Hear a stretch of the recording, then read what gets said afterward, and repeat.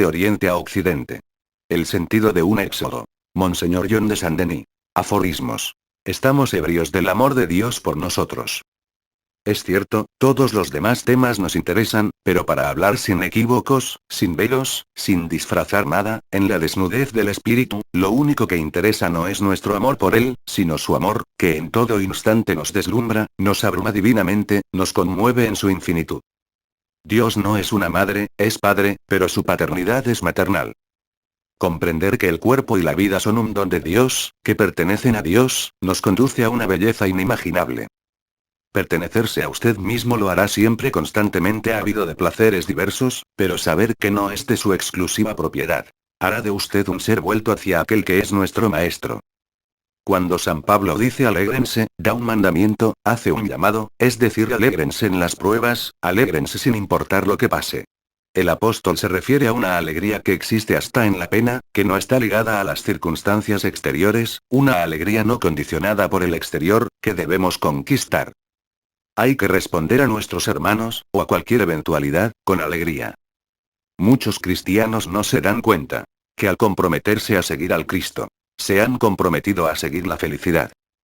La mayoría cree que el camino del Cristo es más bien el de la tristeza, el de un cierto coraje para soportar las pruebas, y para muchos de ellos la felicidad les parece casi una mala acción. El Cristo nos lleva hacia Él. El cristiano es, por consiguiente, un hombre en marcha hacia la felicidad. Traten de sobrepasar su propio yo, hagan abstracción de él. Repitiéndose estas palabras santas e infalibles. Dios es mi alegría. La sienta o no la sienta, Dios es mi alegría. Dios se vuelve hombre, dándole por su encarnación un valor eterno, y la posibilidad de elevarse hacia el destino divino. No se puede conocer y amar sino aquello que ya existe en nosotros, aquello en lo que se comulga, y debe haber un germen de la divinidad en el mundo, desde la creación del mundo, para que el mundo pueda recibir a Dios. Uno no se vuelve sino lo que ya es. Conciban por un segundo que son el templo del Espíritu Santo, comprendan la profundidad y complejidad del ser humano, y se darán cuenta hasta dónde ha caído nuestra conciencia. Dios, como un alfarero, ha modelado un objeto. No solamente con la finalidad de hacerlo un ser vivo, capaz de decir te amo, o no te amo, sino que lo ha modelado con la voluntad de que esta criatura lo lleve en sus entrañas. Nuestra sociedad es un totalitarismo de la edad adulta, un humanismo sin cosmos, sin Dios. Es urgente volverse hacia la adolescencia y organizar la vida por ella misma.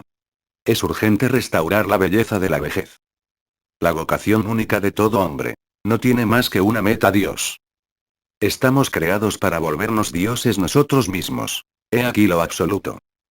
¿Acaso no ha sido todo el universo creado por Dios para que la humanidad se una a Él? ¿Cuál es el sentido del hombre, su felicidad, su vida, el sentido de su existencia? Dios. Si no es así, somos peores que las bestias, las plantas, que alaban a Dios a su manera, con toda la creación. La caída del hombre se origina en el hecho de que el hombre ha olvidado su vocación, la vocación de Dios.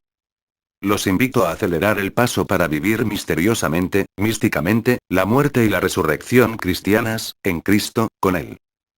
¿Qué es un creador? Es aquel que se limita. El hombre que no se limita no creará jamás, y morirá sin hacer nada. En eso consiste el genio, y el don específico del hombre. Él se limita creando, y en esta limitación aparece el trabajo duro, que es más que el análisis, es la elección del rechazo de ciertas cosas, aunque sean buenas, para conservar una cosa única. El hombre es la unidad del espíritu, el alma y el cuerpo. La distinción no está entre el espíritu y la materia, sino entre lo creado y lo increado. En la vida espiritual, debemos siempre tener dos realidades presentes en el espíritu: que Dios se hizo hombre, para que el hombre se haga Dios. No olvidemos jamás que la meta del hombre no es el volverse un hombre virtuoso, bueno, un asceta o un taumaturgo, sino únicamente el volverse Dios. ¿Qué significa volverse Dios, y cómo actuar? Dios reposa en el espíritu del hombre, pero no lo conocemos. Se trata entonces de llegar a discernirlo. A partir del momento en que reencontramos lo divino, la chispa divina en nosotros, estamos en Dios. Porque esta chispa contiene todas las cualidades divinas, es inmortal, infalible, pacífica, inmutable, indefinible. Todo lo que dispersa impide encontrar a Dios. Las pasiones, los pensamientos, las distracciones, ¿Qué camino debemos tomar? La liberación de las pasiones, del torbellino de los pensamientos, de las distracciones. Si el Cristo no es hombre total, el hombre total no ha sido salvado. Es debido a que nuestro Señor Jesucristo, el Hijo único, inclinando los cielos y preocupándose por nuestra miseria, descendió hasta el pesebre y, más bajo aún, hasta la profundidad de la materia, que son las aguas, tocando ya por su bautismo, antes de su descenso a los infiernos, el límite de la naturaleza creada.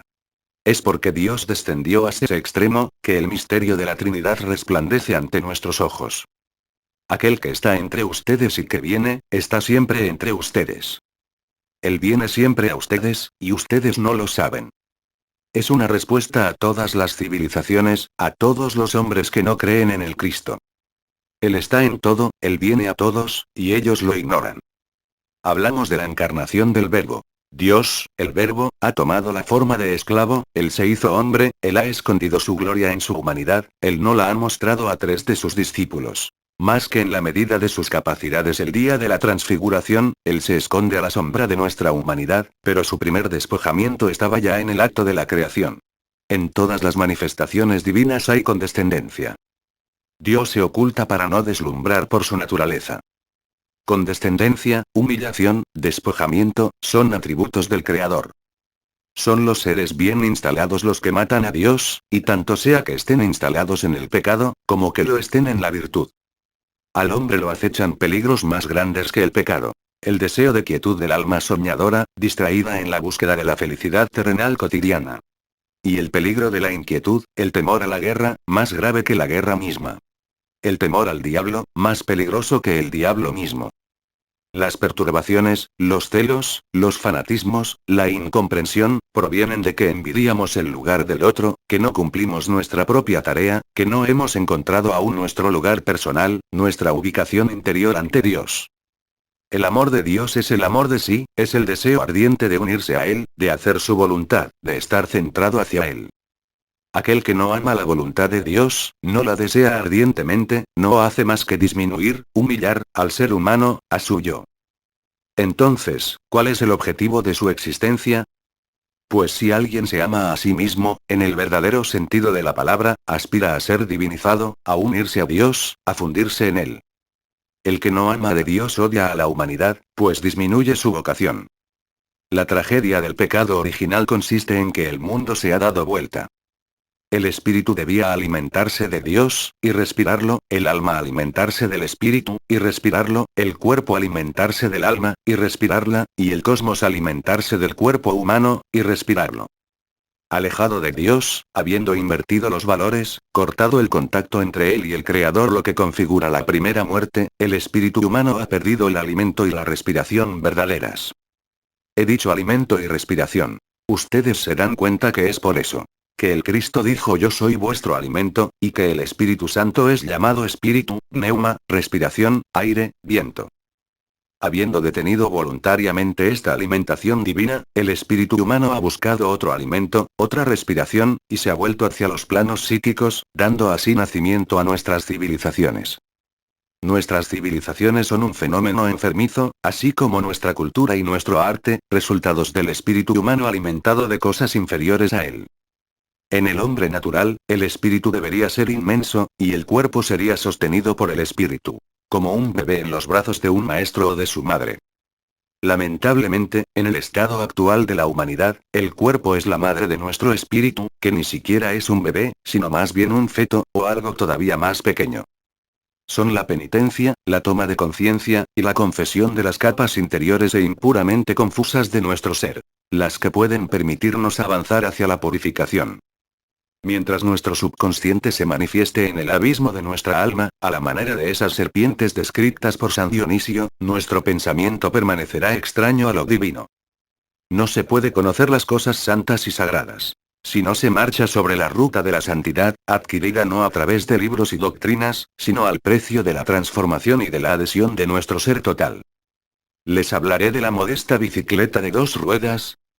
Subido a ella el hombre, en tanto permanezca en movimiento, no cae ni a la derecha ni a la izquierda. Principio eterno del alma, aquel que no avanza, cae. El alma no puede amar a los enemigos porque es psíquica. Ella vive por reacciones exteriores. Es como el cuerpo, que siente frío si hace frío, y siente calor si hace calor. El alma pertenece a la misma categoría. Si le hacen mal, siente el mal. Si le dan placer, siente el placer. Mientras que el espíritu, en cambio, no está condicionado por las cosas exteriores. El alma es viviente, el espíritu es vivificante. La paz no es solamente cualidad del espíritu. El espíritu es fuente de paz, el alma ama, el espíritu da el amor. Lo que hace nuestra riqueza, los problemas, los cambios, las perturbaciones, todo eso viene del mundo psíquico. A partir del momento en que descubrimos el espíritu, nuestra mirada se transforma y ve claro. Buscando en nosotros el espíritu descubrimos el mundo conforme a la vida divina. Si estamos dirigidos en forma permanente por el amor, la alegría, la paz, hemos encontrado el espíritu. El pensamiento debe ser frío, apático, sin pasión, analítico, debe comunicarnos el discernimiento, pero a condición de sumergirse en nuestro corazón, donde lo esperan el calor, la vida, la unidad. Estamos tristes, agitados, deprimidos, abatidos. Aspiramos a evadirnos, y esa es la primera dificultad. ¿Por qué? Porque no tenemos suficientemente el simple deseo de poseer la alegría, la paz, el amor, aún en un estado de tristeza, agitación o de odio. Esta es la razón que nos lleva a la confesión. Exhalar nuestra tristeza. Sepámoslo, el pecado no es tanto la tristeza, sino la ausencia del deseo de alegría. Entramos realmente en la vida espiritual, encontramos nuestros nous, si le pedimos a Dios la aflicción. El corazón se siente entonces contrito, y el alma purificada es como un corazón contrito. ¿Cómo lograr la pureza de corazón, la unidad? ¿Cómo penetrar en ese lugar donde reside Dios? Por un compromiso total. Apelen a la oración que mejor les parezca, siempre y cuando se transporten hacia una cosa única, una actitud. ¿De qué manera? Tomemos un objetivo. Y arrojémonos en él como en el fuego. Sin decisión no hay camino espiritual. La vida espiritual consiste en agarrarse a algo y comenzar. El que vuelve atrás está perdido. Mi puerta es estrecha. Estrecha no significa necesariamente sin pecado. Estrecha es una medida, una línea, es el camino. Nuestro espíritu es simple, único. Aquello que está desgarrado, que es cambiante, no le pertenece. Y lo que está fuera de nuestro espíritu, no puede aprehender a Dios. Para entrar en contacto con Dios, únicamente Dios, se debe ser único. Es a través del silencio, de la oración, de la penitencia, de la atención delante de Dios, que entraremos en la celda de nuestro corazón. Así reencontraremos en nosotros ese lugar inexpresable y escondido para el mundo exterior, e inclusive para nosotros mismos, si estamos distraídos. Ese lugar donde reside la paz, la serenidad, la llama, donde se ofrece a cada instante la ofrenda del amor de Dios, donde conversan los ángeles en el silencio de nuestro ser interior, ya que el mundo celeste y el reino de Dios están en nosotros. Sin abandonar la vida exterior y el mundo, no dejemos que esas actividades nos desvíen de la vida interior. No busquen puntos de apoyo en el mundo exterior, sino en ustedes mismos. Hay que encontrar el equilibrio justo entre los estados de tensión y de distensión. Un hombre demasiado tenso, en efecto, no puede entrar en sí mismo. Demasiado distendido tampoco lo puede hacer, ya que sus gestos son desordenados, confusos. Todas las oraciones deben conducir a la oración del silencio. Ella es perfecta cuando el corazón ora sin palabras. El espíritu del hombre interior se ve aplastado por el hombre exterior. La palabra esicasmo significa silencio, tranquilidad, serenidad. El silencio es la lengua del siglo venidero. Si queremos ahondar el mundo visible, hablemos, pero si queremos profundizar, tocar nuestro espíritu, mantengámonos en silencio interior. La primera vez sentirán una gran dificultad, pero si lo hacen frecuentemente se volverá, poco a poco, un clima. Fuera del silencio no encontraremos jamás el espíritu, seremos extraños a nuestra alma, tendremos conceptos de Dios, ideas sobre Dios, pero no lo tendremos a Él, a Dios. En el silencio suceden las cosas más grandes, y la unión de las iglesias. Jesucristo vivió 33 años en la tierra, según la tradición, y habló y actuó durante 3 años. Hasta que, un día, el Verbo Eterno dejó de hablar. Fue en la cruz. La verdad no abrió ya más la boca para pronunciar la palabra divina. Él dejó de hablar, hasta el día de la resurrección. Y en lo profundo de ese silencio de Dios, se produjeron las cosas más maravillosas, mejores aún que la unión de los cristianos en la iglesia. Si queremos que el mundo no nos tenga más prisioneros, demos también más silencio. A la unión de las iglesias, estemos más concentrados, oremos para escuchar la voz en nosotros, y que el Cristo resucite nuestra unión. La unión se realizará, no en las palabras, no en los actos, ni siquiera por nuestra buena voluntad, sino si nosotros, ortodoxos, romanos y protestantes, llegamos a aceptar una acertada lección de nuestros hermanos cuáqueros. El silencio. La gran alegría del pastor en la iglesia es servir de escalón, necesario para la elevación de todos y cada uno de ustedes. Cada pastor desea aniquilarse por Dios, ser olvidado, y ver crecer a sus hijos engendrados en Cristo.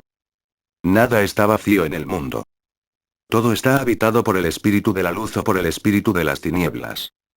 Aquello que existe, existe porque le falta algo, porque no es todo. Es la ausencia la que crea las llenas. El mundo es, entonces, una combinación de todo y de nada. Es una mezcla del todo y de la nada, de la presencia y la ausencia tiene tanto valor como la presencia. Ya que sin ausencia no habría mundo, sino solamente la presencia, es decir, Dios. Universos que crea el Padre, por el Hijo, en el Espíritu Santo, son siempre a la imagen de esa belleza eterna y divina que es el Cristo. La teología ortodoxa nos enseña que el símbolo es el signo exterior y visible de la realidad interior e invisible. Una de las causas de la decadencia religiosa de nuestra época, sobre todo en Occidente, es que los representantes religiosos se dedican a definir y a explicar la religión en lenguajes inapropiados a su naturaleza. Su lenguaje verdadero es el simbolismo. Solo el conocimiento de los símbolos puede llevarnos a su contenido real y auténtico. Lo visible se conoce a partir de lo invisible, y lo invisible se conoce a partir de los símbolos, que son las cosas visibles. El destino de los universos, de los espacios celestes y de todas las criaturas, piedras, plantas, animales, hombres, astros, es el de completar esta belleza a la que Dios le dice te amo, eres bella. La tradición del icono es el conocimiento directo, donde el sujeto se confunde con la realidad espiritual. El icono hace brillar la presencia espiritual. Es la visión del mundo transfigurado, valor actuante de formas y colores, y en cierta forma un sacramento. La meta del icono no es entonces la de solo mostrar la realidad interior, sino que influye, y da la posibilidad al que mira, de entrar en el ambiente que lo liberará de las visiones inferiores. Esta reacción psíquica será provocada por los ángeles, los santos o la Virgen, porque ellos pertenecen, y serán expresados como pertenecientes, a otro mundo. Todo icono es milagroso. Como el templo, él contiene la presencia divina. Al contemplar una imagen, nuestra alma se eleva hacia la protoimagen para alabarla. Cuanto más perfecta es la imagen, más nuestra alma se transporta hacia el Altísimo. La imagen recuerda a su creador, el templo lo llama. La imagen habla de su creador, el templo lo adora. La imagen exalta a su creador, el templo lo recibe. Pero si la imagen, tal como un templo, está habitada por la bendición divina, al posar devotamente nuestros labios sobre ella, nuestra alma se llena de fuerza vivificante y gime de alegría. Cuanto más milagrosa es la imagen, más nuestra alma se consume en la llama del Todopoderoso. La verdadera imagen es transparente. Ella, en su púdica belleza, invita al espíritu a ir más lejos. Atrapa por un instante, y no retiene celosamente nuestra mirada. Se borra, con el fin de que busquemos las cosas más elevadas que ella representa. La verdadera imagen nos impulsa desde lo elevado hacia lo inimaginable. Mi hermano Maxi me afirmó un día que el arte profano es para el mundo, y el arte sagrado para la única persona que lo contempla en plenitud, es decir, Dios. Dijo también que en el teatro el público mira, mientras que en la iglesia, en la liturgia, somos nosotros los actores, y Dios y sus ángeles los que nos miran. Existe, por tanto, esa inversión. El arte sagrado está siempre dirigido a Dios, el otro está de cara a nuestra conciencia, de cara a la humanidad, a los demás. Hay cristianos insensatos que, temiendo la idolatría, han suprimido la cultura de la imagen y despojado al templo de su belleza. Así han ofendido a aquel que es el más grande artista del mundo, el Creador, recrucificando al Verbo, la belleza suprema por quien y para quien todo fue, y es, creado. El Cristo quiere colmarnos con su amor. Quiere que seamos sus amigos, que tengamos el conocimiento inmediato, la fuerza incrustada, desbordante en nuestras almas, la luz que irradia desde nuestro corazón. Quiere que tengamos la vida divina. Es la misión del Espíritu Santo, el cumplimiento de nuestra salvación, el comienzo del Evangelio, que está escrito en nuestros corazones por la llama eterna. Todo está bendito, todo está santificado, pues el Espíritu Santo desciende sobre cada uno de nosotros. Y, a través de nosotros, sobre cada cosa. Todo es templo de Dios. Habiendo pensado, meditado mucho, he pedido 3 cosas. Ver siempre la verdad, estar siempre inflamado del fuego de la caridad, una llama grande. Y, a cada minuto, y en todos los momentos de mi vida, hablar con Dios, estar en Dios, con Él en todo y por todo, verlo al hablar con los hombres, hablar con Él, no estar jamás separado de Él, de la bella Trinidad. El primer mensaje que la Iglesia Ortodoxa debe aportar a las otras. Es el de la lucha espiritual. Nuestra vida espiritual debe ser una lucha interior perpetua. Para llevar la paz a las naciones y a los pueblos, es necesario combatirse a uno mismo de la mañana a la noche. Y de la noche a la mañana. La paz interior está al final de este combate. Consideren por un solo instante que no son nada, solo un poco de polvo, indignos del Espíritu Santo, aniquilen la idolatría del yo, y el Espíritu Santo estará en ustedes, en lo más profundo, en lo más íntimo de ustedes. Habitúense a este pensamiento. ¿Qué importa ser esto o lo otro, estar alegre o triste? Dios está en mí. Con esta superación penetrarán en lo objetivo, o más bien, en lo verdaderamente real.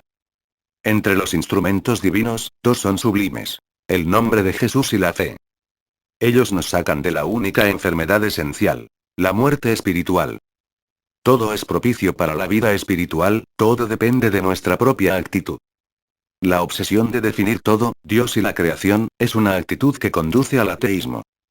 La actitud cristiana es permanecer ignorante delante de Dios, y buscar el conocimiento en la creación. Y en el camino de la deificación. El hombre que avanza poco a poco, humildemente, con fe y amor, en el camino del conocimiento, ama lo que conoce, confiesa lo que no comprende, y con ello comulga. La fe y la esperanza son cuerdas que resuenan justas, afinadas hacia abajo por la prueba de la duda, y hacia arriba por la gracia. La esperanza es un permanente ir más allá de las desilusiones, la espera firme de la realización de las promesas del Cristo. La fe es una tensión entre las dudas superadas a cada instante. Y la confianza en el Cristo. Yo no he venido a traer la paz, sino la espada. Esta espada es el nombre de Jesucristo, Hijo único de Dios. Esta espada se eleva como una luz inefable, una fuente vivificante, una onda divina que atraviesa el universo caído y lo transfiere. Nada es inútil, y el azar no existe para un cristiano. Ni accidentes, ni falta de sentido en los sucesos, tanto en los más triviales como en los sublimes. Encomienden conscientemente sus vidas en las manos de Dios, comprendan que todo viene de Él y que todo tiene un sentido divino. No teman. ¿Cuántas veces las caídas conducen hacia la luz? El amor es incondicional, el amor es gratuito, el amor está más allá de la armonía, la sabiduría y la belleza, el amor supera el estado paradisíaco, que es un estado querúbico. Debemos descubrirlo por la obediencia. Dios puso una restricción en relación con el árbol del conocimiento, que no debía ser comido, con el fin de que por la ascesis, fortificándose en la abstinencia, el hombre descubra el amor gratuito. El movimiento interior de Dios es la compasión. Cuando este sentimiento se hace presente en el alma de un hombre, su oído se abre a la vida divina. La compasión es el motor del mundo nuevo, la base de la verdadera cultura cristiana. El Cristo ama a cada uno de nosotros de tal manera que es imposible estar celoso de otro, pues su amor por cada uno es, en verdad, único. Cuando aman, ¿qué sensación experimentan? La sangre se calienta, se siente una llama, se siente que el corazón es el centro de la circulación de la sangre. La sangre y el fuego juntos, eso es el amor. Si el fuego y la sangre ensucian, destruyen y traen la muerte y la destrucción, es porque la humanidad ha rehusado el amor de Dios. Señor, dado que yo no te amo, ámate a ti mismo en mí. En verdad, la profundidad del amor no es goce, sino llamada de presencia. Entonces, no menosprecien el deseo, más bien, oriéntenlo hacia Dios. La verdad de Dios es la caridad, dado que ella ha sido escrita con la sangre de Jesucristo, la sangre de su amor por nosotros, por toda la humanidad. La verdad que puede contradecir la caridad. No es la verdad del Cristo. El único interés en que debemos centrarnos los cristianos es el deslumbramiento. Estamos ebrios del amor de Dios por nosotros. Aquellos que confiesan al Cristo delante de sus semejantes serán confesados por él delante de Dios. Lo que hacen a su prójimo les será hecho en la vida eterna. Nuestras obras en la tierra tienen su reflejo en los cielos. Lo que imponemos a la criatura aquí abajo tendrá su respuesta en la vida trinitaria. A menudo me estremezco ante la tragedia de los falsos profetas. Qué pérdida de valor, qué esfuerzos inútiles. Trabajan, se perfeccionan, creen llegar al paraíso, y el último capítulo, las últimas palabras, son el vacío del que habla el profeta Isaías. Cuando compara a las dos mujeres encintas. Una ya está hinchada, la hora del nacimiento llega, y solo engendra el viento, la nada. La otra, estéril desde hace mucho como Sara o Isabel, engendra la salvación del mundo. ¿Qué es, en realidad, la Virgen Madre? Es aquello que la humanidad desea y busca a cada instante. La virginidad, es decir, la pureza en la poesía, la forma exacta en la arquitectura, el pensamiento puro. Nada superfluo, nada inútil o esencial. Para llegar a algo así hay que trabajar, cortar, eliminar. Se escriben 100 páginas, se va disminuyendo, 60, 50, 40 páginas, los charlatanes nunca son genios. La perfección del corazón, allí reside la virginidad única de la criatura. Más allá de la virginidad, aspiramos a la maternidad, a la eclosión que trae la plenitud de la vida, haciendo estallar los enfoques, las cienas. Las líneas y las formas del icono de María deben lograr esa perfección, o al menos tender hacia ella. Virginidad y gracia propias del deseo de engendrar a Dios. María, Madre de Dios, une en ella dos elementos contradictorios. La pureza y la virginidad sublimes, la maternidad y la fecundidad. Cuando se piensa en ella, esa cima de la humanidad, nos sentimos indignos, pequeños, impuros. Sin embargo, intenten confiarse a ella. Y verán inmediatamente que ella sabe escucharlos. En las más pequeñas cosas.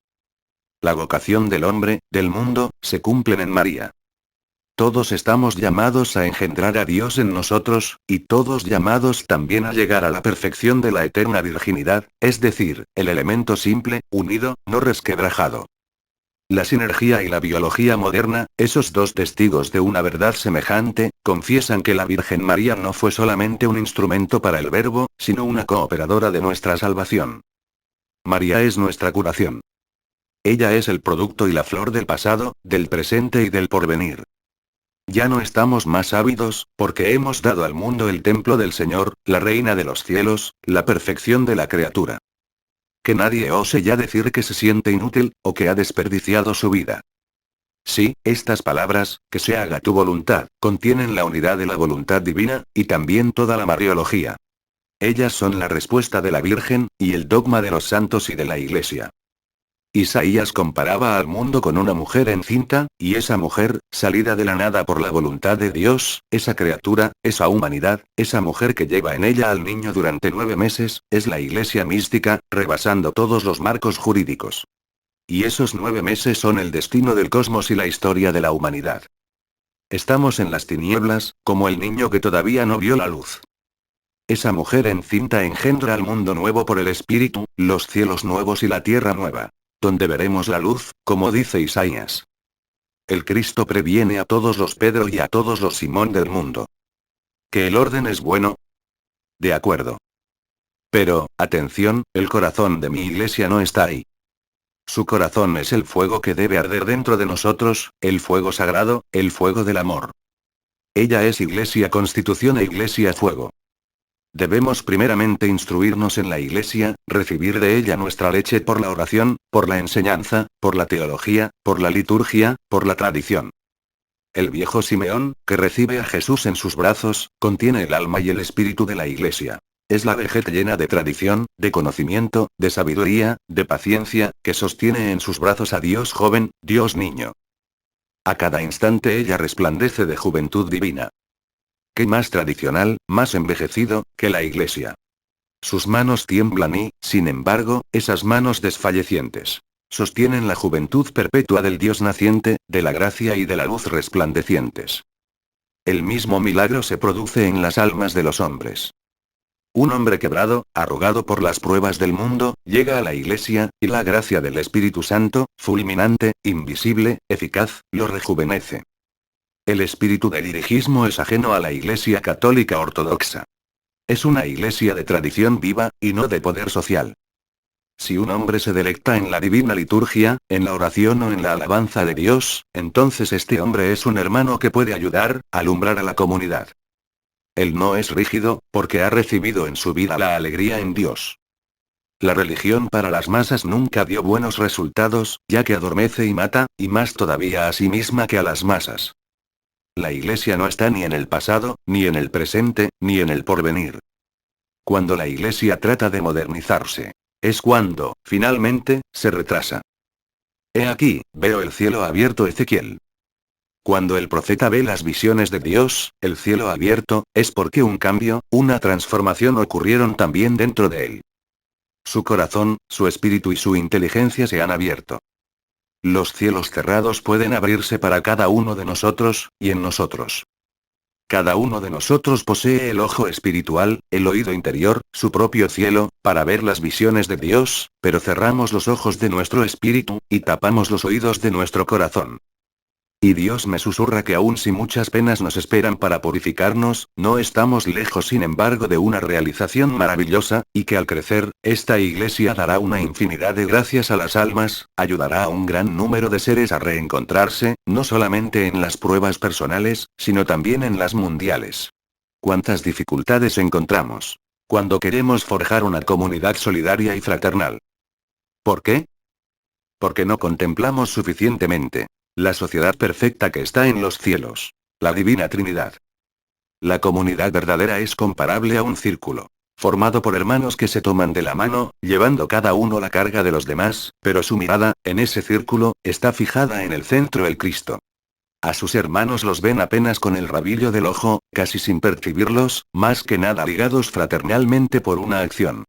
No se estudian, no se salvan unos a otros, todos contemplan el centro, el amigo del hombre, y el círculo será poderoso y la paz reinará en la comunidad. Recen por los sacerdotes, tanto por los dignos como por los indignos, ya que hay un milagro en el sacerdocio. Los sacerdotes o los obispos indignos transmiten, a pesar de todo, los sacramentos de la revelación. Si nosotros podemos hoy leer el Evangelio, celebrar la liturgia, es porque hubo generaciones de sacerdotes. Modestos, magníficos o santos, pero también los hubo pecadores, o intrascendentes. Y es porque todos ellos han existido, que podemos hasta la parusía recibir los sacramentos. Y escuchar la palabra del Cristo en la iglesia. Dios revela solamente las cosas útiles, y toda la teología es pragmática. No hubiéramos sido jamás bautizados en el nombre del Padre, del Hijo y del Espíritu Santo, si esta fórmula no encerrara un programa para la humanidad. La Iglesia y la sociedad humana están hechas a imagen de la Trinidad. 3 es raíz de todo. La percepción inmediata, propia de la infancia, la toma de conciencia de las cosas, es trinitaria.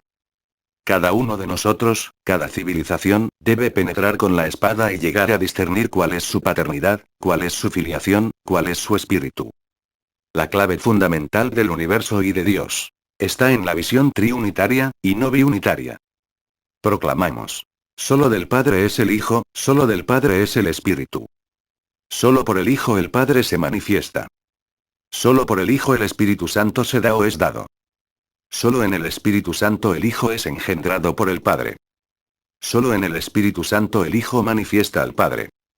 Cuando pienso en ti, mi luz incomparable y única Trinidad, en tu abnegación, en tu amor, en tu generosidad, en tu misericordia, en tu misteriosa economía, a pesar de mi indignidad, mi nulidad y mi pecado, yo acepto el episcopado, pues si yo soy nada, tú creas de la nada, si yo soy pecador, tú eres redentor, si yo soy un muerto, tú eres mi vida.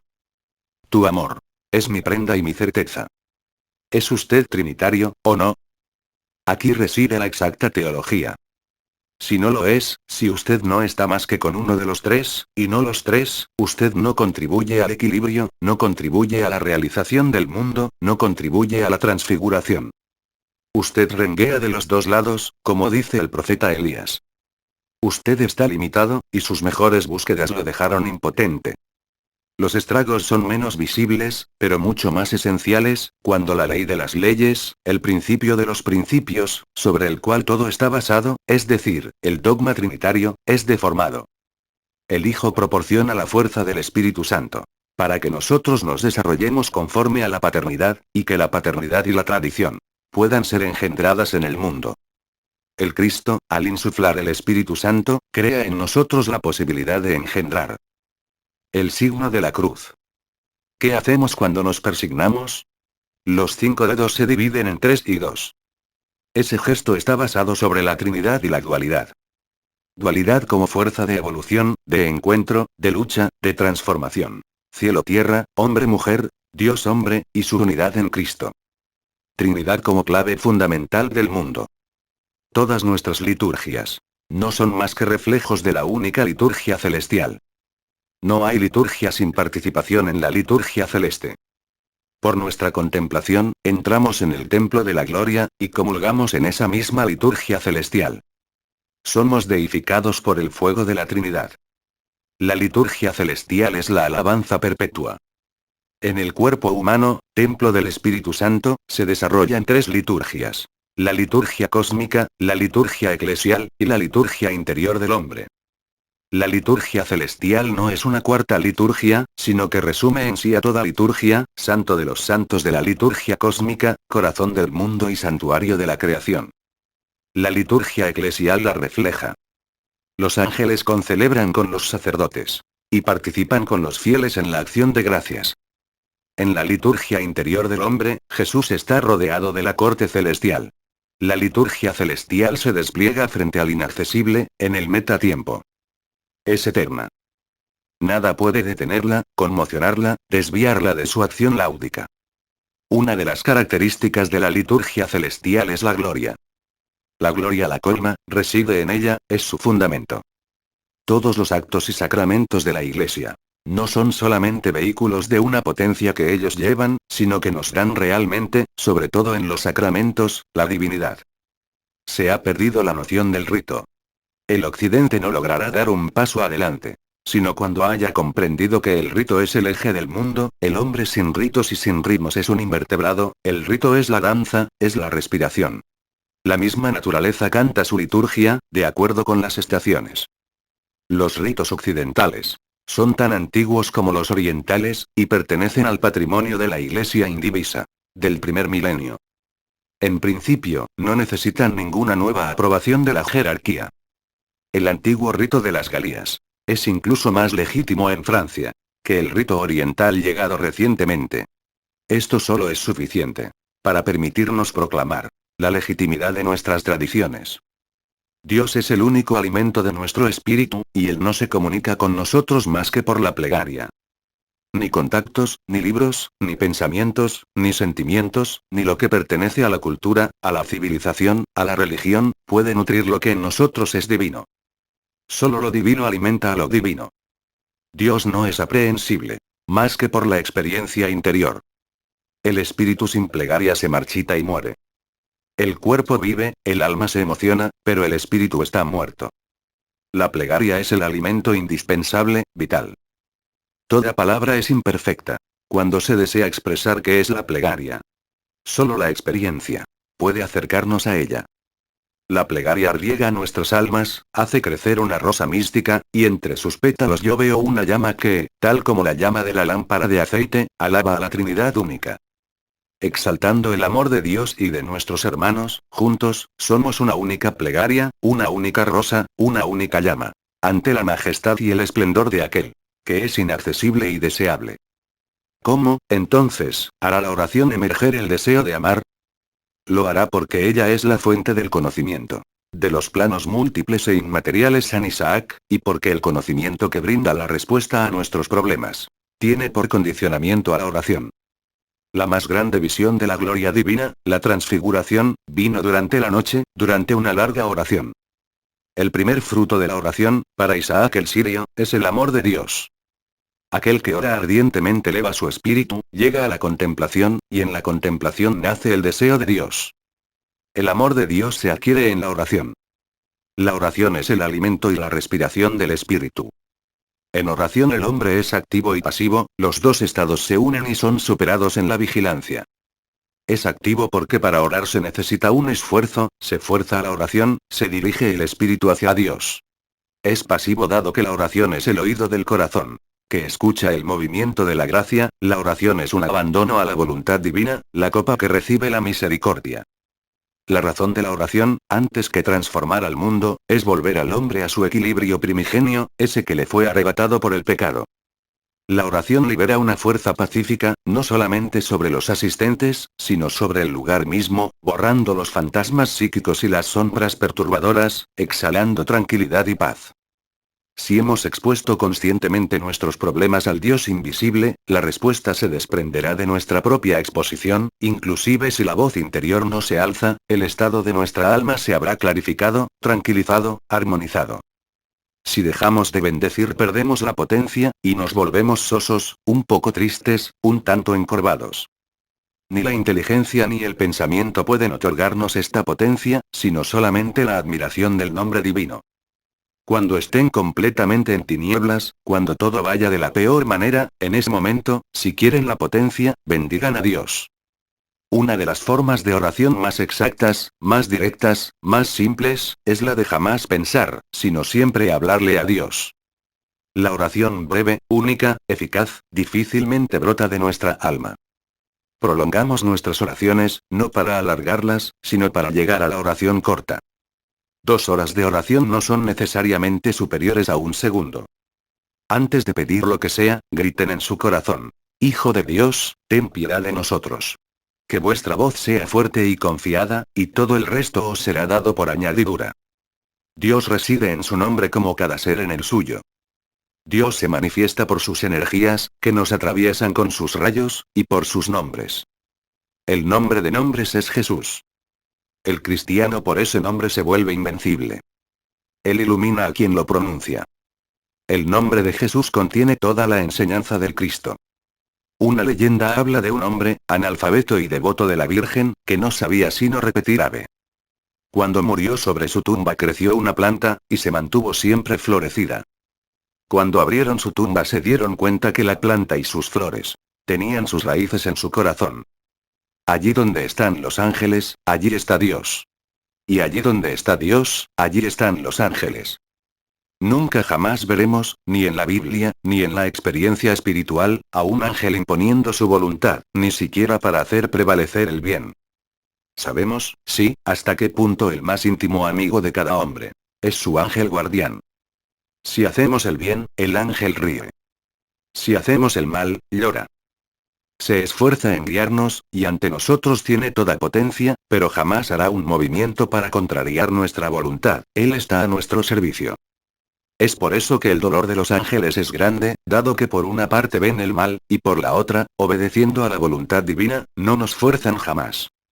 La fórmula hágase tu voluntad es, teológicamente, comunión íntima con los ángeles delante de Dios. El Padre Nuestro es la oración de las oraciones, la más cercana y la más difícil. Admitamos por un momento que las Santas Escrituras, o la enseñanza espiritual de una oración como el Padre Nuestro, se entregaran plenamente, que todo fuera fácil, sin materia de discusión. ¿Qué pasaría con el alma humana? Se instalaría en esta comprensión como en un sillón mullido, y la muerte llega precisamente cuando el hombre encuentra el confort. Padre Nuestro. Cuando decimos Padre remarcamos implícitamente que no hay más que un Padre, Dios, y que las otras paternidades son relativas, imágenes, signos, símbolos, reflejos de la única paternidad. Estamos frente a una elección. La oración dominical es de alguna manera una elección, el compromiso de un ser que comprende lo que es su nueva vocación, nueva aún siendo primordial, pero olvidada. Al decir Padre Nuestro soy yo el que decide. Elijo un Padre que es mi Padre, que es nuestro Padre, y no reconozco otro Padre más que Él. Las raíces de mi existencia no se sumergen ya más en la naturaleza, o en otras paternidades, familiares, psíquicas, culturales, espirituales. Yo afirmo no tengo más que un Padre, que está en los cielos. Elijo, por decirlo de alguna manera, la tradición cuya fuente está fuera del tiempo, en Dios mismo. Amigos míos, detengamos los pensamientos, que van de un lado a otro dentro de nosotros, en nosotros. ¿Cómo lograrlo? ¿Por el silencio interior? Es demasiado duro, lo lograremos fijando un solo pensamiento, un pensamiento único. Traten, por ejemplo, de ubicar un pensamiento en el centro de su actividad, y en cuanto se aparten del mismo, vuelvan a él. Ya que si permiten que sus pensamientos los invadan, y se entrechoquen dentro de ustedes, perderán toda defensa contra el diablo. Y las palabras más luminosas del Cristo les serán arrebatadas. Todo ser puede alimentar un pensamiento intenso, si el mismo está sostenido por un deseo. No deseamos el cielo, o lo deseamos muy poco, por lo que ese deseo de Dios no tiene la fuerza de engendrar un pensamiento único. Nuestro pensamiento debe preceder, sostener, nuestro deseo del cielo. Fijar nuestro pensamiento sobre un tema único, luchar para que todo tema secundario desaparezca, prueben, y lograrán cortarle las manos al príncipe de la iniquidad y a sus servidores. Ni distracción ni tensión en la oración. Vigilancia.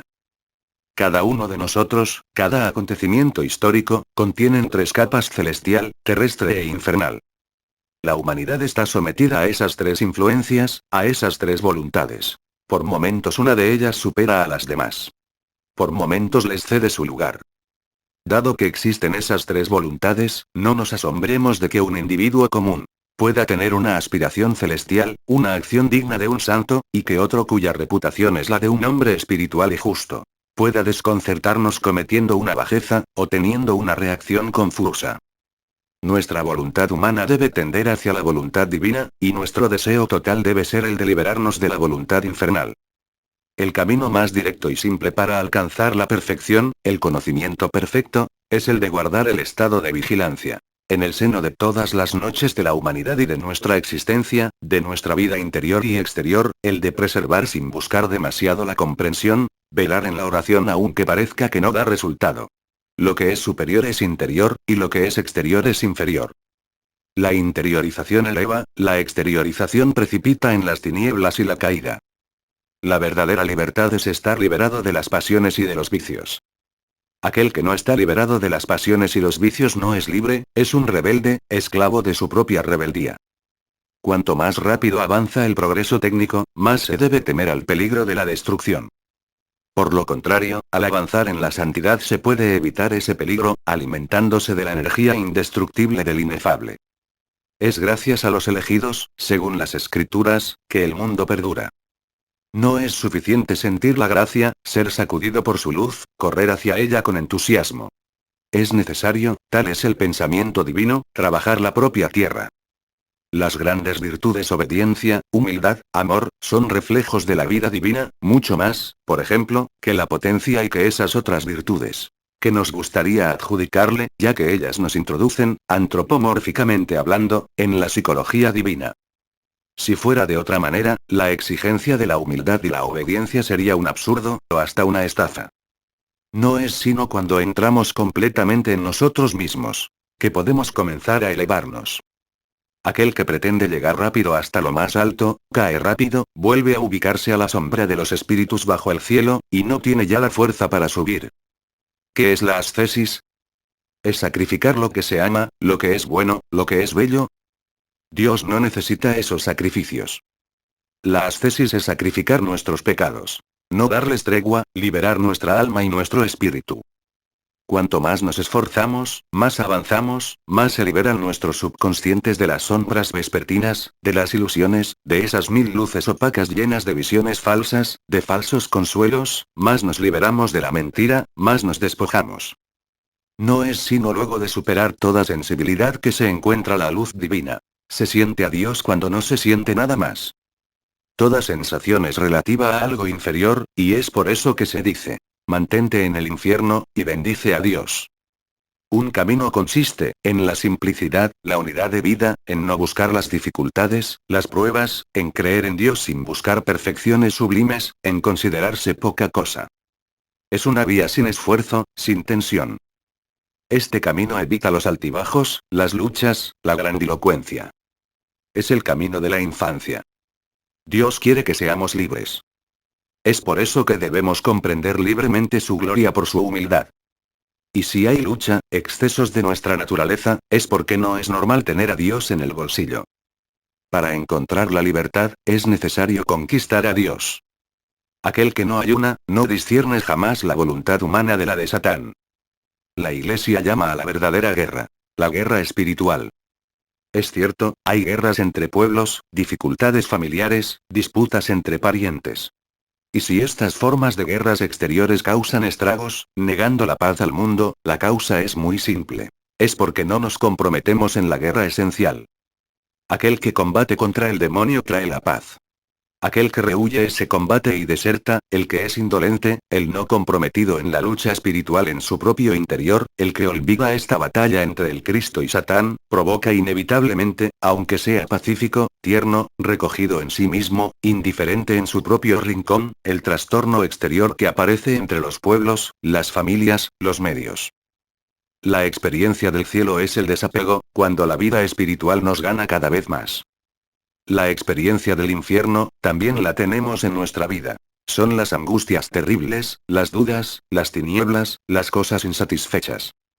Toda nuestra vida es una lucha interior. Lucha contra las pasiones, contra la sociedad, entre lo espiritual y lo material, lucha. Y esta lucha puede ser victoriosa, magnífica. No dejes que la violencia del día ni la inquietud de la noche perturben tu obra. Sigue las palabras sagradas. Si son ustedes verdaderamente apóstoles confesores del nombre del Cristo, no se sorprendan de las pruebas. Ellas trabajan nuestra tierra, nuestra sangre, en ellas reside la simiente eficaz del Verbo. No se sorprendan de su presencia, preocúpense más bien del crecimiento del grano divino, de sus nacientes raíces en su ser. Bendigamos las pruebas, amemos a los que nos hacen mal, sobre todo esa falta de amor, carencia de cada día, ya que es eso lo que finalmente nos arrancará este grito. Señor, hazme hombre, arráncame de las tinieblas, permíteme volverme como el sol que brilla sobre los buenos y los malos, permíteme conformarme a tu vida divina. Sin esas pruebas no tendríamos la posibilidad de lograr la vida verdadera. Son ellas las que nos fijan. Las pruebas, los inconvenientes, la agitación alrededor de nuestra persona, en nuestra vida, están en el pensamiento del Cristo. Así, y ante todas estas situaciones trágicas, tanto del mundo como personales, la primera actitud del cristiano debe ser la lucidez. No hay que ceder al pánico, sino guardar una actitud tranquila y estable. Cuando las pruebas llegan, los cristianos deben alegrarse. Y hacer que sus sufrimientos participen en la creación del mundo nuevo. A través de las pruebas, que son cada vez más fuertes en el mundo, percibimos el mundo nuevo que será engendrado. Esta es la razón por la cual nosotros, los cristianos, debemos estar vigilantes, serenos frente a los acontecimientos, ya que no son más que un sobresalto, un alumbramiento. Así, nuestro templo interior, el templo de nuestro intelecto y de nuestro corazón, no será destruido. Cuanto más avanzo en el camino de la vida, más constato que las pruebas duras nos llevan hacia la felicidad y los bienes inmortales. En el hombre pecador no hay una sola voluntad, sino una multitud de voluntades. No es sino obedeciendo a la voluntad de Dios que reencontramos nuestra propia voluntad, única, al mismo tiempo que reencontramos la posibilidad de adecuarnos a la voluntad divina, siguiendo el ejemplo del Cristo. Aquel que sabe obedecer en el curso de su vida se desembaraza de la pesadez del destino. Aquel que se rebela contra esa pesadez, refuerza los lazos de su destino interior. La libertad llega a nosotros por la puerta de la obediencia, en tanto que el encadenamiento de nuestra libertad nos llega por la puerta de la rebeldía. Si nuestro único deseo es el de hacer la voluntad de Dios, buscar su reino, ponernos en sus manos y decirle, Señor, dame, pero si no me das, igual te bendigo, entonces, sí, somos libres. El ser humano, la mayoría de las veces, está compuesto de sentimientos tan diferentes, complejos, que no tiene la fuerza de elegir totalmente su meta. Debemos arrojarnos en la decisión, como en el fuego. Para ir hacia la santidad, es suficiente decir, a partir de este mismo momento me entrego a la santidad. Pero no lo hacemos. Y si lo hacemos, inmediatamente nos inunda una multitud de argumentos contrarios. La vía de la decisión es la de los seres grandes. No está disponible si no nos sacrificamos pacientemente hasta el final. Supongamos que lo único que cuenta para mí es pronunciar 600 veces por día el nombre de Jesús, o dedicarme durante tantos minutos a ese pensamiento. Habiendo fijado ese objetivo único, el resto perderá importancia. Una conducta así me traerá el equilibrio y me sacará de la inquietud. Mezclen la nieve y el fuego. de forma que no pierdan ninguna de sus propias cualidades, o la perseverancia y la obediencia, y así estarán en el umbral de la perfección. Cuanto más obediente es nuestra voluntad delante de Dios, más fuerte y libre es. Obedecer a su destino, es muy similar a lo que hace un buen nadador. Él realiza los movimientos necesarios adaptándose a las olas, y ellas lo llevan. La rebeldía, la murmuración, imitan al mal nadador, que querría oponerse a las olas. El resultado es rápido, y se ahoga. Se podría comparar además la obediencia con el jinete que se hace uno solo con su caballo, y la rebeldía con aquel que se aferra de cualquier manera al caballo, y termina por asustarlo, o por perder su dominio sobre él. El trabajo es de origen divino, inscrito en Dios mismo, parte de su vida.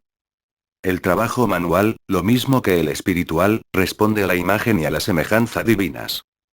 La tríada trabajo, reposo y oración engendra tres grupos de cualidades. La iniciativa y la responsabilidad, la sensibilidad y la receptividad, la vigilancia y la obediencia. Entremos en comunión con el hombre por el trabajo, con la naturaleza por el reposo, con Dios por la oración. El trabajo con el sudor de tu frente es la maldición del pecado, pero esta maldición del trabajo fue borrada por el sudor del Cristo, por el camino de la cruz. Así el trabajo con el sudor de nuestra frente se transformó en la vía hacia la resurrección. Cada mañana comienza la vida nueva. Nuestra marcha no es una marcha hacia la vejez, sino hacia los tiempos que fluyen, 1 año, 100 años, 1000 años, 1.000.000 de años. Es una marcha hacia la juventud eterna, los cielos nuevos, la tierra nueva. La muerte es un misterio, un sacramento. El destino del alma después de la muerte corresponderá a su vitalidad, a su independencia de la tierra, a la grandeza de su propia existencia. Según sea más o menos somnolienta, más o menos vigilante, más o menos viva, ella sufrirá, o no sufrirá. En todo momento poseemos un cuerpo sutil y glorioso en nosotros, pero recubierto de nuestro cuerpo opaco. Se trata de lograr que nuestro cuerpo, tal como lo tenemos, vuelva o retorne a su estado glorioso. La muerte es una caricatura de una calidad sublime. Después de la muerte, vuestro sufrimiento será más o menos grande, en relación con las ataduras a vuestra psicología que no hayan sido superadas. La vitalidad y el vigor de aquel que ha vivido espiritualmente son tan fuertes, que puede ayudar a otros a evolucionar en esa vitalidad. Por lo contrario, aquel que permanece ajeno a la cultura de su alma, se encuentra en una especie de estado de somnolencia, dado que ha contraído la costumbre de vivir de las cosas materiales. La muerte es ciertamente un misterio, pero también es un sacramento, ¿y qué sacramento? Tan importante como el del matrimonio. El misterio de la muerte y de la resurrección está inscrito en la profundidad ontológica del mundo. Y de la misma divinidad, no el nacimiento y la muerte, sino la muerte y la resurrección. El Cristo resucitó, para que la humanidad resucite en el momento fijado. La resurrección comienza en el interior del creyente, y se consuma exteriormente al término de la revolución de nuestro eón siglo. La resurrección del Cristo nos anuncia que las cosas mortales, la materia grosera, aquello que es actualmente nocivo, pesado, voluminoso, se transfigurará volviéndose cuerpo espiritual. Lo pequeño será grande, lo despreciable será honrado. Esta es la clave fundamental de la redención. Oculto por los dolores del Salvador, por su abandono, por su soledad, detrás del velo, contemplamos los esponsales del Cristo. Él deposita su beso de amor sobre la muerte, y la muerte se despierta, fulgura y se vuelve vida. Por su sufrimiento, Él besa a todos los sufrimientos del mundo, y esos sufrimientos estallan en la alegría de la resurrección. La resurrección universal, cósmica, total, es la promesa del Cristo, llegado al tiempo para transformarlo, para superarlo, para injertarlo en la inmortalidad. Actualmente, probar que la tradición es válida, que no es detenerse en el tiempo, sino que es una creación perpetua, un desarrollo orgánico, que cuanto más se hincan sus raíces en el pasado, más sus ramas se dirigen hacia el porvenir, se ha vuelto casi inútil. El hombre moderno tomó conciencia de esta inutilidad. Él se preguntará en todo caso sobre la autenticidad de la tradición, pero no sobre su valor. Uno no se convierte a la ortodoxia, uno vuelve a ella. Por ella uno regresa a la casa natal, cerca de sus padres. Aquellos que han descubierto la tradición ortodoxa, y comulgado con su forma de vida, pueden dar testimonio de ello. Volverse ortodoxo no es abandonar el patrimonio de nuestros padres, sino reconstituirlo en su forma fundamental. Cuando se es ortodoxo, se lo es orgánicamente, porque uno se vuelve cuerpo de Cristo, carne de su carne, hueso de sus huesos. La ortodoxia tiene dos características. Por una parte, el sentimiento de la presencia. Y, por la otra, yendo a su encuentro, la acción de gracias.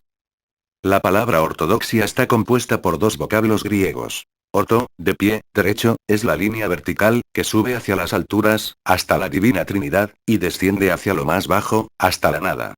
Y doxia, glorificado, pensado, que debe ser entendido como un pensamiento alabanza, una glorificación contemplativa, donde el elemento emotivo se confunde con el elemento cognitivo, y este pensamiento glorificación tiene como movimiento de pie, vertical, desde el abismo, como una flecha, hasta un lugar muy alto, o todavía más alto, hasta la unidad. Ni hacia la derecha, ni hacia la izquierda, ni en el pasado, ni en el futuro. Sin embargo, no olvidemos nunca que cada uno tiene su camino, su propia vocación, y que ningún camino es superior a los otros. Aquel que está consciente de su alma, aquel que es fiel en su impulso hacia la divina Trinidad, aquel que combate al mal como un soldado, todos ellos caminan hacia Dios, y todos los caminos hacia Dios son maravillosos. La ortodoxia es la fuente de todas las iglesias, la iglesia misma como madre de las demás iglesias. No es un retorno artificial hacia el pasado, sino la presencia de esa fuente en nuestros tiempos, iglesia primitiva presente en los tiempos actuales. Mi pensamiento se lanza hacia las iglesias ortodoxas de Oriente. Y les dice benditas sean. 20 siglos han pasado, y ustedes han guardado intacto el legado, han protegido la fuente que viene de los siglos primitivos. Incumbe al occidente, a todos nosotros, hacer correr esta fuente también aquí. Los griegos han pensado, los rusos han sentido, los franceses realizarán. Dios sabe cuánto deseo servirlo, cómo arde mi corazón, y cómo mi oración está llena de lágrimas por ella. Él sabe que no busco nada para mí. Que estoy dispuesto a soportar todo, para que la libertad y la luz de la ortodoxia brillen en Francia. Que Él tome mi mano y me conduzca hacia ella, mi bien amada, la ortodoxia occidental. Uno no se convierte a la ortodoxia, uno vuelve a ella. Por ella uno regresa a la casa natal, cerca de sus padres. Mi pensamiento se lanza hacia las iglesias ortodoxas de Oriente. Y les dice benditas sean. 20 siglos han pasado, y ustedes han guardado intacto el legado, han protegido la fuente que viene de los siglos primitivos. Incumbe al occidente, a todos nosotros, hacer correr esta fuente también aquí. Sin embargo, no olvidemos nunca que cada uno tiene su camino, su propia vocación, y que ningún camino es superior a los otros. Las frases precedentes son solo una muestra del pensamiento pastoral y ecuménico de Eugrat Kovalevsky 1905-1970, que bajo el nombre de John de Saint-Denis fue el primer obispo de la Iglesia Ortodoxa Occidental, con sede en París, desde 1964 hasta su nacimiento al cielo en enero de 1970. Antes de serlo ya venía conduciendo a su iglesia desde 1936, momento en que la misma fue reconocida en el seno de las iglesias católicas ortodoxas, llevando a cabo una tarea inmensa de restauración, de regreso a las fuentes, al origen del cristianismo en el occidente europeo, del que nuestro país y el resto de América recibieron la fe. En palabras del patriarca Atenágoras, de Constantinopla, el renacimiento de la ortodoxia en Occidente ha sido uno de los acontecimientos más importantes del siglo XX. Cabe a nuestro vicariato John de Saint-Denis la hermosa tarea de continuar la difusión del pensamiento de Monseñor John en nuestro medio a través de este volumen. En él se ha apelado a un método fecundo, como lo es el del aforismo, de amplia utilización en la antigua tradición, no solo para ayudar a descubrir el sentido de la obra de un hombre, sino también para entrar en ella con miras a enriquecer la propia experiencia. No se trata, pues, sencillamente de una recolección de pensamientos bellos, sino de poner a disposición del lector una herramienta para llegar a lo esencial, muchas veces olvidado, sobre todo en nuestros días. Todo en nuestros días. Todo en nuestros días. Todo en nuestros días. Todo en nuestros días. Todo en nuestros días. Todo en nuestros días. Todo en